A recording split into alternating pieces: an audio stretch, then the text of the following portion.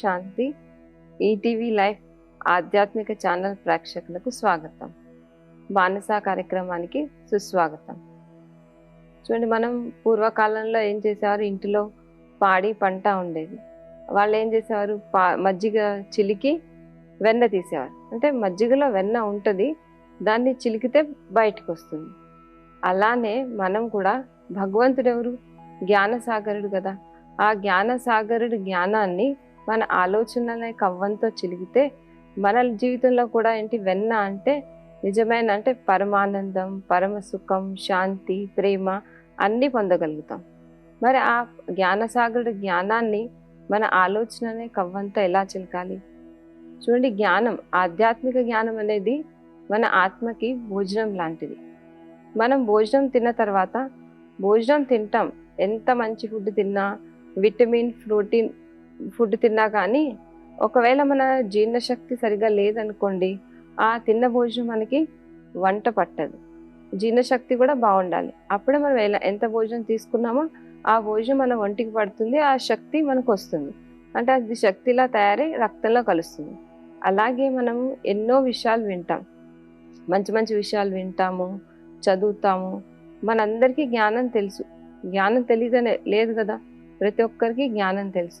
అంటే మనం ఎలా ఉండాలి, మన వ్యవహారం ఎలా ఉండాలి, మన కర్మ ఎలా చేయాలి, ఈ జ్ఞానం అందరి దగ్గర ఉంది.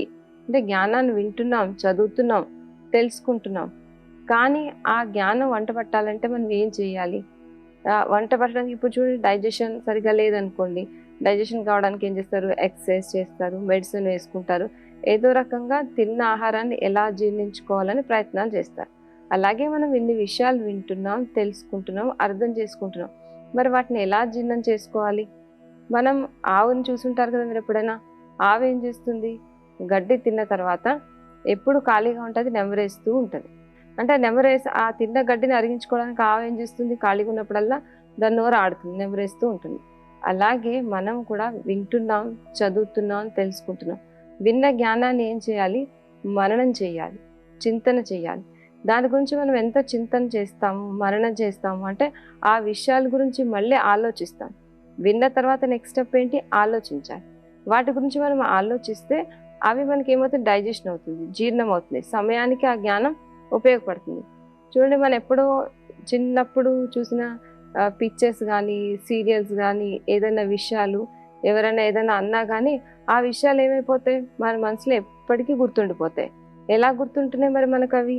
మనం ఏం చేస్తాం, విన్న తర్వాత ఇలా చూశాను, ఇలా అన్నారు, ఇలా జరిగింది, పదే పదే ఆలోచిస్తుంటాం, అందరికీ చెప్తుంటాం. దానివల్ల ఏమవుతుందంటే చిన్నప్పుడు విషయాలు కూడా మన బుద్ధిలో ఉండిపోతాయి. కానీ మంచి విషయాలు వింటున్నాం, తెలుసుకుంటున్నాం, కానీ విని వదిలేస్తున్నాం. అంటే మనకి ఏం అర్థమైంది, వింటే పుణ్యం, వినిపిస్తే పుణ్యం అని ఏం చేస్తున్నారు, వింటే పుణ్యం. వింటే పుణ్యం ఎలా వస్తుంది, విన్న తర్వాత మళ్ళీ దాన్ని ఆచరణ చేస్తే పుణ్యం వస్తుంది. ఆ విన్న జ్ఞానాన్ని మనం కర్మలో తీసుకొచ్చినప్పుడు కదా పుణ్యం వస్తుంది మనకి. కర్మలో రాకుండా కేవలం వింటే పుణ్యం రాదు. అందుకే ఏం చేయాలంటే విన్న తర్వాత ఆలోచించాలి. మనం ఏం విన్నాం, ఏ విషయం తెలుసుకున్నాం, మన లైఫ్లో ఎలా ఉపయోగపడుతుంది, దాన్ని కర్మలో ఎలా తీసుకురావాలి. కొంచెం టైం, దీనికోసం మనం సమయం తీసుకోవాల్సిన అవసరం కూడా లేదు. నడుస్తూ తిరుగుతూ కర్మలు చేస్తూ కూడా మన మనసు, అంటే చూడండి, మనం పని చేస్తుంటాం, వంట చేస్తుంటాం, ఇంకేదైనా చేస్తుంటాం కానీ మన మనసు పని మనసే ఉంటుంది, బుద్ధి పని బుద్ధిదే ఉంటుంది. అంటే ఆలోచనలు వస్తూనే ఉంటాయి. ఇలా జరిగింది, అలా అయింది, ఇలా కాకూడదు, పని జరుగుతుంది, మళ్ళీ ఆలోచన కూడా వస్తుంది. అదే ఆలోచనలు ఎక్కడెక్కడో తిరగకుండా అదే ఆలోచనలు మనం ఏవైతే మంచి విషయాలు విన్నాం, మన జీవితానికి ఏ విషయాలు ఉపయోగపడతాయి వాటి గురించి, అంటే ఆధ్యాత్మిక జ్ఞానము, ఆత్మ విషయాలు, ఆత్మచింతన, పరమాత్మ చింతన, అంటే మనం కర్మ చేస్తూ కూడా జ్ఞానాన్ని మననం చేస్తే, చింతన చేస్తూ ఉంటే ఆ జ్ఞానం ఏమవుతుందంటే శక్తి అవుతుంది. ఆ శక్తి మళ్ళీ మనం ఏదైనా పరిస్థితి వచ్చినప్పుడు, సమస్య వచ్చినప్పుడు ఆ శక్తి కర్మలో వచ్చి మనకి యూజ్ అవుతుంది. 4-5 బ్యాంకుల్లో డబ్బులు ఉన్నాయి మనకి, కానీ ఆ డబ్బులు సమయానికి లేవని ఉపయోగపడలేదు అనుకోండి, అవి ఉన్నా వేస్టే కదా. అలాగే మనకు కూడా ఎన్నో విషయాలు తెలుసు. చూడండి, కోపం చేయకూడదని తెలుసు, దొంగతనం చేయకూడదని తెలుసు, అబద్ధం చెప్పకూడదని తెలుసు. అంటే విషయాలు మనకి తెలుసు, కానీ తెలిసిన విషయాలు కర్మలో రావాలంటే మనం వాటి గురించి కొంచెం టైం తీసుకుని ఆలోచించాలి. కేవలం విని వదిలేయకూడదు. ఇప్పుడు మనకు తెలుసు, మనం ఎవరు, ఆత్మ, ఈ దేహం అనే వస్త్రాన్ని ధరించి పాత్ర అభినయిస్తున్నాను. నేను ఆత్మ అంటే మనం పని చేస్తూ కూడా నేను ఆత్మ, కళ్ళతో చూస్తున్నాను, చెవులతో వింటున్నాను, చేతులతో కర్మ చేస్తున్నాను. నేను ఆత్మ యజమానిని, ఈ కర్మేంద్రియాలతో కర్మ చేస్తున్నాను అంటే విన్నాం మనం. నేను ఆత్మ అనే విషయం విన్నాం. మళ్ళీ దాని గురించి మనం ఏం చేయాలంటే వర్క్ చేయాలి. ఇప్పుడు పిల్లలు ఏం చేస్తారు, స్కూల్లో చదువుకుంటారు, టీచర్ పాఠాలు చెప్తారు, కానీ ఇంటికి వచ్చిన తర్వాత హోంవర్క్ చేస్తారు. అంటే దాని గురించి మళ్ళీ ఆ సమ్స్ కానీ ఏదైతే విన్నారో దాన్ని మళ్ళీ ప్రాక్టీస్ చేస్తారు, చదువుకుంటారు, చదువుకునే ఎగ్జామ్స్కి ప్రిపేర్ అవుతారు. అలాగే మనం కూడా విషయాలు విన్న తర్వాత వాటి గురించి కొంచెం లోతుల్లో వెళ్ళాలి. చూడండి, ఒక వ్యక్తి ఒక చెట్టు కింద కూర్చున్నాడంట. చెట్టు కింద కూర్చుంటే ఆయన అలా కూర్చుండగా ఆ చెట్టు పైనుంచి ఒక యాపిల్ పండు కింద పడిందంట. కింద పడితే ఆయన దృష్టి దాని మీద వెళ్ళింది. అప్పుడు ఆయనకు ఆలోచన వదిలింది, ఎందుకు ఈ యాపిల్ కిందే పడింది, పైకి ఎందుకు వెళ్ళలేదు, కింద పడడానికి కారణం ఏంటి అంటే ఆయన చూసి వదిలేయలేదు, దాని గురించి లోతుగా ఆలోచించాడు. ఆలోచించి అప్పుడు ఆయన ఏం చేశాడు, ఒక సిద్ధాంతం కనిపెట్టాడు. అదేంటి, గురుత్వాకర్షణ సిద్ధాంతం, ఐజాక్ న్యూటన్. అంటే ఆయన ఏం చేశాడు, ఏదైనా విషయం మనం లోతుల్లో వెళ్తే ఎన్నో విషయాలు తెలుసుకోగలుగుతాం, గ్రహించగలుగుతాం, ప్రపంచానికి అందించగలుగుతాం. అలాగే సైంటిస్టులు కానీ ఎవరైనా కానీ వాళ్ళు ఏం చేస్తారు, ఏ విషయాలైనా లోతుగా ఆలోచిస్తారు. ఇది ఎలా, ఏం జరుగుతుంది, ఏమవుతుంది, అలా ఆలోచించి ఏం చేస్తారు, మంచి మంచి విషయాలను కనిపెట్టి ప్రపంచానికి అందించారు. అలాగే మనం కూడా కేవలం వినడమే కాదు, మనం ఎవరు, ఆత్మ. మరి ఆత్మలో గుణాలేంటి అంటే ఏదన్నా మనం ఆత్మ అనుకుంటే దానికి సంబంధించి చాలా విషయాలు, ఆత్మలో ఏం గుణాలు ఉన్నాయి, ఆత్మలో ఏం శక్తులు ఉన్నాయి, మనం ఎవరు, ఆత్మ ఎలా ఈ శరీరం ద్వారా కర్మ చేస్తుంది, అలా చాలా టాపిక్స్ ఉంటాయి. మనం వాటి గురించి మననం చేస్తూ చింతన చేస్తూ లోతుగా వెళ్తూ ఉంటే ఎన్నో ప్రాప్తులు మనం పొందగలుగుతాం. మనం ఎవరు, ఆత్మ. నేను ఆత్మ ఎలాంటి ఆత్మని, శాంత స్వరూపాత్మని, ప్రేమ స్వరూపాత్మని, ఆనంద స్వరూపాత్మని, శక్తి స్వరూపాత్మని. అంటే మనకు కావాల్సిన శాంతి, సుఖం, ప్రేమ, ఆనందం బయట ఎక్కడా లేవు. ఎక్కడున్నాయి, అవి మనలోనే ఉన్నాయి. మనకు కావాల్సిన గుణాలు, శక్తులు ఎక్కడున్నాయి, మనలోనే ఉన్నాయి. కానీ మనం ఏం చేస్తాం, కొంచెం శాంతి, కొంచెం సుఖం, కొంచెం ప్రేమ అని బయట ప్రపంచంలో ఎన్నో ప్రయత్నాలు చేసి బయటికి పరిగెడుతున్నాం, వెతుకుతున్నాం. కానీ అది ఒరిజినల్గా ఎక్కడ దొరుకుతుంది, మన దగ్గరే ఉన్నాయి, మనలోనే దొరుకుతాయి. కానీ ఏమైంది, దానిపైన ఈ పంచ వికారాలు వచ్చేసినాయి, డామినేట్ చేస్తున్నాయి. అలానే మనం కూడా అన్ని పనులు చేసుకుంటూ మన రొటీన్ వర్క్స్ చేసుకుంటూ కొంచెం ఆలోచించాలి. మన మనసు కూడా ఎలాంటిదంటే ఒక చిన్న బేబీ లాంటిది. ఇప్పుడు చిన్న పాప ఉందనుకోండి మన ఇంట్లో, ఈ వస్తువు లాగద్దు, ఇక్కడికి వెళ్ళొద్దు, ఏది వద్దంటే అదే చేయబుద్ధి అవుతుంది పిల్లలకి, అంతే కదా. మనం వద్దని పని చేస్తారు. అందుకే మనం ఏం చేస్తాం, అది వద్దని చెప్పొద్దు, ఈ బొమ్మతో ఆడుకో అని చెప్పాలి. అప్పుడు దాన్ని ఆడుకోవడంలో అవి లాగడం పీకడం మర్చిపోతుంది. అలాగే మన మనసు కూడా మనం ఏమనుకుంటాం, ఈరోజు నేను కోపం చేయకూడదు, ఈరోజు నేను ఇరిటేట్ కావద్దు, ఈరోజు నేను ఇలా ఉండాలి అలా ఉండాలి అని మనసు కంటే ఏది వద్దో ఆ డైరెక్షన్ మనసుకి ఇవ్వద్దు. మనసుకి ఏం డైరెక్షన్ ఇవ్వాలి, ఏది చెయ్యాలో అది ఇవ్వాలి. ఇప్పుడు పిల్లలకి ఏం చేయాలి, అది లాగద్దు అని చెప్పొద్దు. ఆ బొమ్మ చేతిలో పెడితే అది ఆడుకోవడంలో పడి ఈ విషయాన్ని మర్చిపోతుంది. అలాగే మన మనసు కూడా బేబీ కదా, దానికి మనం ఏం నేర్పించాలి, అది చెయ్యొద్దు, నేను కోపం చేయకూడదు, ఇరిటేట్ కావద్దు, ఎవరి గురించి చెడు ఆలోచించద్దు, వద్దు వద్దు వద్దు అంటే మనసుకి ఏమనిపిస్తుంది, అదే చెయ్యాలనిపిస్తుంది. దానికి బదులు మనం ఏం చేయాలి, ఎలా ఉండాలి, నేను ఆత్మ శాంత స్వరూపాన్ని, నేను ఆత్మ ప్రేమ స్వరూపాన్ని, నేను ఆత్మ శక్తి స్వరూపాన్ని. అంటే నేను శక్తి స్వరూపమైన ఆత్మని, నాలో శక్తి ఉంది, నేను ఏ పరిస్థితినైనా ఎలాంటి సిచ్యువేషన్ అయినా దాటే శక్తి నాలో ఉంది. అలా మనం ఏం చేయాలి, మన గురించి మనం పాజిటివ్గా ఆలోచించి మనం విన్న జ్ఞానం లోతులో, అలాగే ఆత్మ గురించి, అలా మనం ఈ సృష్టి పైన పాత్రలు నమ్మిస్తున్నాం. మన చుట్టూ ఎన్నో రకాల పాత్రలు ఉంటాయి, రకరకాల పాత్రలు ఉన్నాయి కదా. ప్రతి ఒక్కరు ఎలా ఉన్నారంటే, ఇప్పుడు రావణాసురుడు జైల్లో అంటే పంచ వికారాలన్నీ జైల్లో చిక్కుకున్నారు. పంచ వికారాల జైల్లో అంటే ఎవరైనా ఒకరు కంట్రోల్లో వెళ్ళిపోయిన తర్వాత వాళ్ళ స్వతంత్రం ఉండదు. అలాగే ప్రతి ఆత్మ ఏమైపోయింది, దేహం అని భ్రమలో పడి, ఆకర్షణలో పడి పంచ వికారాల వల్ల చిక్కుంది. అందుకే వాళ్ళ బుద్ధి పనిచేయట్లేదు, మంచి ఏంటి చెడు ఏంటి తెలుసుకునే శక్తి లేదు. అలాంటి వాళ్ళ పట్ల మనం వీళ్ళెందుకు ఇలా చేశారు, వాళ్ళెందుకు అలా చేశారు అనడం కంటే, ఆత్మ ఏమైంది, తన్ని తాను మర్చిపోయి వికారాల వల్ల పడి అలా చేస్తుంది కదా, వాళ్ళ బుద్ధి సరిగ్గా పనిచేయాలి, వాళ్ళు కూడా మంచి మార్గంలో ఉండాలి అని ఒక శుభభావన పెట్టుకోవాలి. అలా జ్ఞానం వినాలి, జ్ఞానం వినడంతో పాటు ఏం చేయాలి, మననం, దాని గురించి ఆలోచించాలి, దాని లోతుల్లో వెళ్ళాలి. ఒక్కొక్క సబ్జెక్ట్ అంటే జ్ఞానంలో ప్రతి సమస్యకి సమాధానం ఉంటుంది. మనం ఆధ్యాత్మిక జ్ఞానాన్ని అర్థం చేసుకుని మన గురించి మన పరమాత్మ గురించి తెలుసుకుంటే, పరమాత్మతో మన బుద్ధి కనెక్ట్ చేయగలిగితే, పరమాత్మ చెప్పే విషయాలు అంటే భగవంతుడు చెప్పే విషయాల్లో మన జీవితంలో రొటీన్ లైఫ్లో వచ్చే ఏ సమస్యకైనా సమాధానం ఉంటుంది. ఏది జరిగినా మంచే జరిగింది, జరిగిపోయింది మంచిదే, ఇప్పుడు జరుగుతుంది మంచిదే, జరగబోయేది మంచిదే. అంటే మనం ఇప్పుడు పిల్లలు చూడండి, ఎగ్జామ్ రాయాలంటే 1 month డేట్ చెప్తారు, ఈ డేట్లో ఎగ్జామ్ అంటే వాళ్ళు ఏం చేస్తారు, ఎగ్జామ్ రోజే ప్రిపేర్ గారు, ఎగ్జామ్ ముందు నుంచి ప్రిపేర్ అవుతారు. 1 year చదువుకుని చదువుకుని చదువుకుని లాస్ట్లో ఫైనల్ ఎగ్జామ్స్ రాస్తారు. అప్పటికప్పుడు వాళ్ళు బుక్స్ పట్టుకుని చదివితే ఎలా మార్క్స్ వస్తాయి? రావు కదా, ముందు నుంచి ప్రిపరేషన్ ఉండాలి కదా. అలాగే మనం కూడా ఏదో పరిస్థితి వచ్చినప్పుడు, సమస్య వచ్చినప్పుడు మనకు తెలుసు శాంతంగా ఉండాలని, పరిస్థితి వచ్చింది మన ముందు, అనుకుంటాం నేను శాంతంగా ఉండాలి, కానీ ఉండలేం. ఎందుకంటే అప్పటికప్పుడు ఏది రాదు. మనం ముందు నుంచే ఎప్పుడు ఎలా ఉన్నా ఇలాంటి ఎగ్జామ్ రావచ్చు అంటే ఎవరైనా మనల్ని ఏమైనా అనొచ్చు, ఈ పరిస్థితి రావచ్చు, మనం ఎలా ఉండాలి, మన ఆలోచన ఎలా ఉండాలి, భగవంతుడు ఏం చెప్తున్నాడు, ఆయన చెప్తున్న జ్ఞానం ఏం చెప్తుంది, ఇలా మనం ఖాళీగా ఉన్నప్పుడు మన మనసుని ముందే ప్రిపేర్ చేసుకోవాలి. మన మనసు ముందే ప్రిపేర్ అయి ఉందనుకోండి, అప్పుడు ఆ పరిస్థితి వచ్చినప్పుడు మనకి ఏమంత కష్టం అనిపించదు, అది ఎలా దాటాలని భయం అనిపించదు, ఇరిటేషన్ అనిపించదు. అంటే మనం జ్ఞానాన్ని ఉపయోగించుకోవడం నేర్చుకోవాలి. భగవంతుడు మనకి జ్ఞానం అనే ధనం ఇస్తున్నాడు. జ్ఞానం ఏంటి? సంపద, అన్నిటికంటే గొప్ప సంపద. ఈ జ్ఞాన ధనాన్ని వాడుకోవడం నేర్చుకుంటే, ఇప్పుడు చూడండి ధనం వాడుతుంటే తరిగిపోతుంది, కానీ ఈ జ్ఞానధనం అనేది మనం ఎంత వాడుతుంటామో అంతది ఎక్కువ అవుతుంది. మనం ఈ ధనాన్ని పెంచుకోవాలంటే ఏం చేయాలి? వాడాలి. జ్ఞానం విని లాకర్లో పెట్టేయడం కాదు, దాన్ని యూజ్ చేసుకోవాలి. మనం విన్నాం మంచి విషయాన్ని, ఆ మంచి విషయం వచ్చిన ఈరోజు విషయం విన్నాం కదా, దీన్ని ఎలా లైఫ్లో ఉపయోగించుకోవాలి, పరిస్థితులు వచ్చినప్పుడు దాన్ని ఎలా యూజ్ చేసుకోవాలి, దాని గురించి కొంచెం లోతుగా ఆలోచించడం నేర్చుకోవాలి. ఎందుకంటే మనకి ఆలోచించడం వచ్చు కదా, ఎవరైనా ఒక మాట అంటే దాని గురించి ఎన్ని రకాలుగా ఆలోచిస్తాం, అలాగే మంచి విషయాల గురించి కూడా ఆలోచించాలి. అంటే భగవంతుడు జ్ఞాన సాగరుడు కదా, ఆయన చెప్పిన జ్ఞానం గురించి మనం చింతన చేస్తూ ఉంటే జీవితంలో ఎన్నో రకాల ప్రాప్తులను పొందగలుగుతాం. చూడండి భక్తి మార్గంలో మనకి చూపించారేంటి, సాగర మతనం చేస్తారు. రాక్షసులు దేవతలు కలిపి సాగర మతనం చేస్తే ఆ సాగర గర్భం నుంచి రకరకాల ప్రాప్తులు వచ్చినట్టు చూపించారు. ఫస్ట్ విషం వస్తుంది, తర్వాత గుర్రము, కామధేనువు, కల్పవృక్షం, లక్ష్మీదేవి, అమృతం, ఇలా రకరకాల ప్రాప్తులు వచ్చాయి, వాళ్ళు పంచుకున్నారని చూపించారు.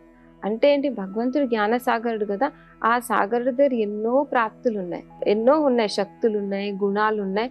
మరి ఆ సాగరులు లోతుల్లో వెళ్ళాలి. మనం ఆ లోతుల్లో వెళ్ళాలంటే మనం ఏం చేయాలి, ఆయన చెప్పిన జ్ఞానం గురించి చింతన చేయాలి, ఆలోచించాలి, వెళ్ళగలిగితే. ఇప్పుడు జ్ఞానం వింటే ఏమనిపిస్తుంది, బాగుంది అనిపిస్తుంది.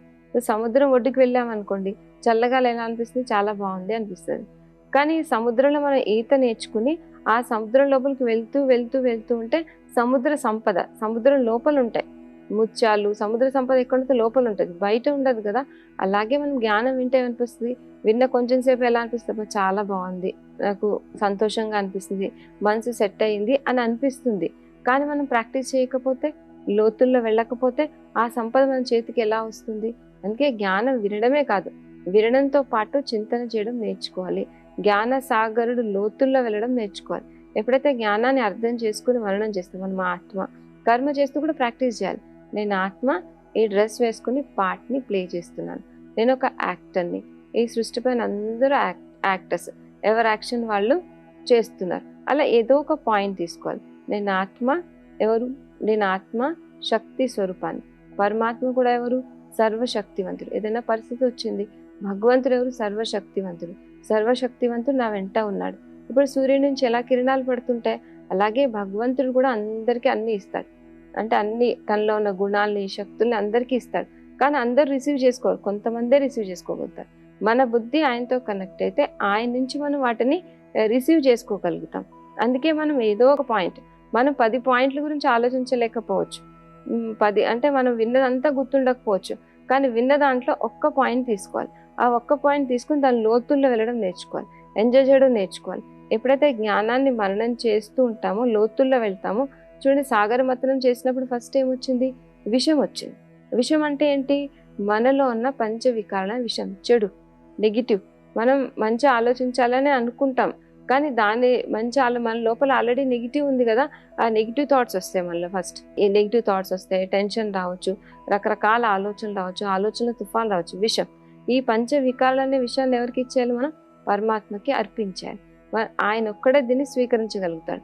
అప్పుడు ఆ విషయాన్ని ఆయనకి ఇవ్వగలిగితే, మనలో ఉన్న చెడుని ఆయనకి ఇవ్వగలిగితే, అప్పుడు మనం ఇంకా ప్రాప్తులు పొందడం నేర్చుకోగలుగుతాం. నా మనసులో ఏం జరుగుతుంది, నేనేం ఆలోచిస్తున్నాను, ఎంతవరకు రైట్, నేను ఆలోచిస్తుంది రైటా రాంగా, అవసరమా కాదా, అలా మనం మన మనసు మీద కొంచెం శ్రద్ధ పెట్టి మన ఆలోచనల్ని ఫిల్టర్ చేసుకోవాలి.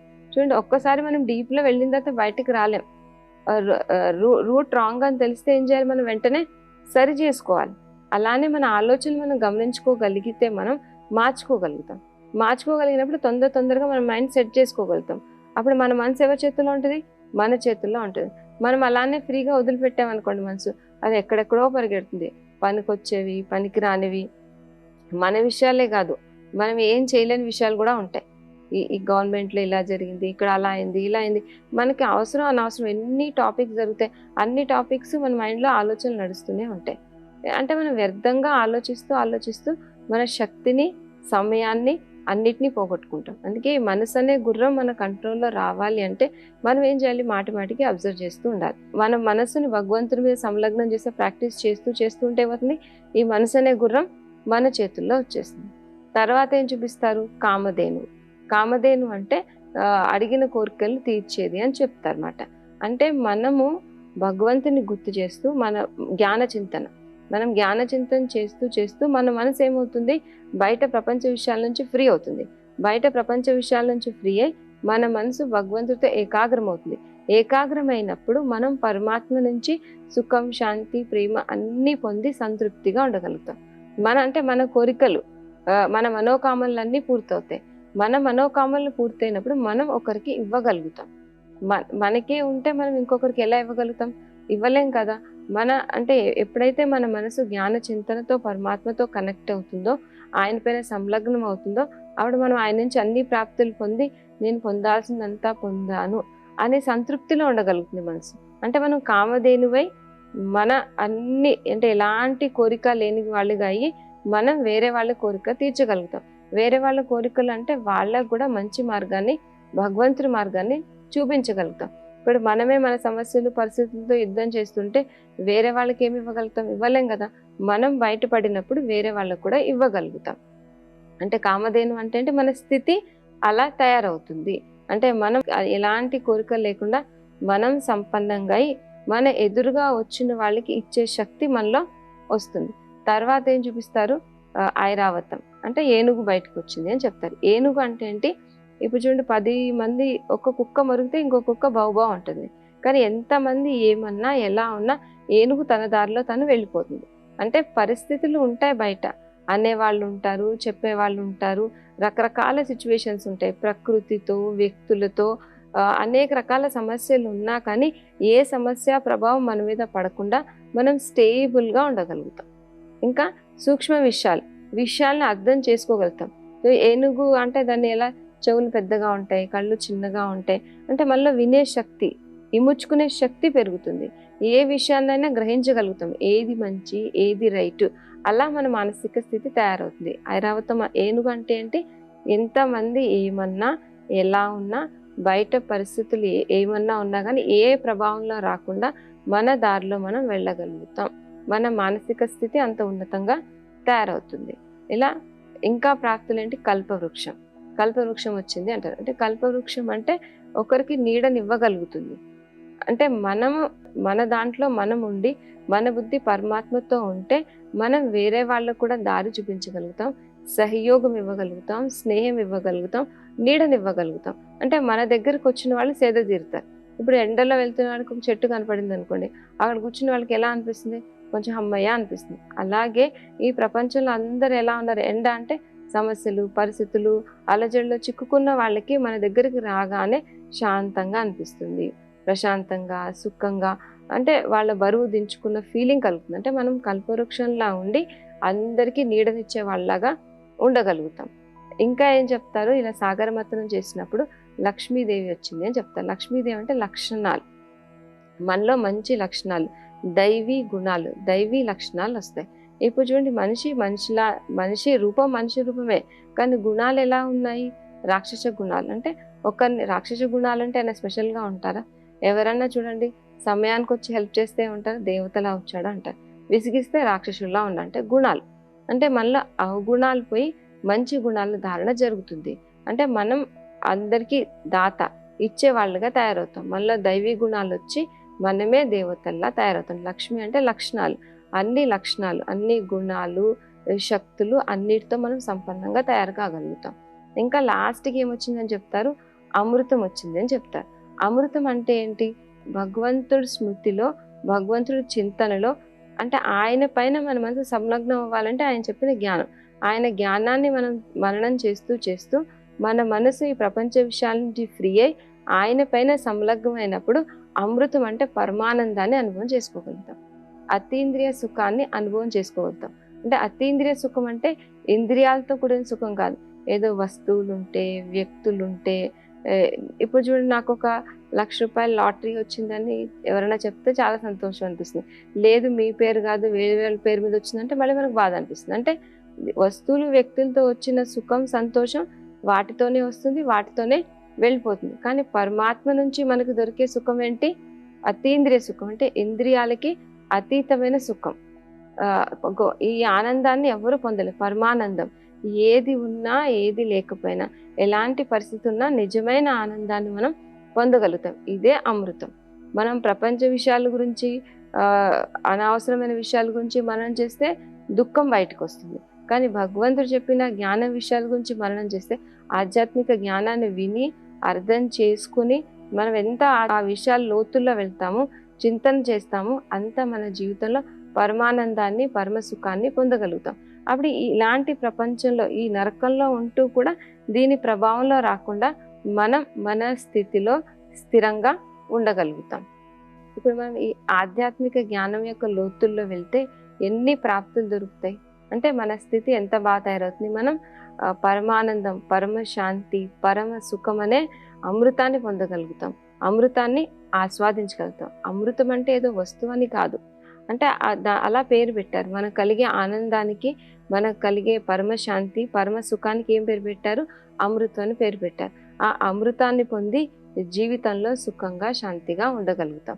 మళ్ళీ నెక్స్ట్ ఎపిసోడ్లో ఇంకొన్ని అంశాలతో మళ్ళీ కలుసుకుందాం. అంతవరకు సెలవు, నమస్కారం.